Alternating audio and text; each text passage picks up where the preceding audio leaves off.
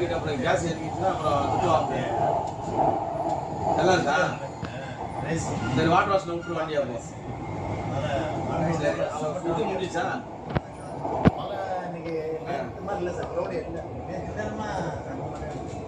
அது போல இந்த பேட்டரி தான் இது பண்ணு வீல்லாம் செக் பண்ணி எல்லா வீடியும் செக் பண்ணி டைட்லாம் ஃபில்டர் க்ளீன் பண்ணி ஏசி ஃபில்டர் அதோட ஏசி ஃபில்டர் க்ளீன் பண்ண இதுல கிட்டல இது இதுல நல்லா க்ளீன் பண்ணி போட்டு இது கொஞ்சம் 2 ஸ்க்ரூலாம் கைட்டு உள்ள வரும். இது கைட்டியா 2 ஸ்க்ரூ வருமே.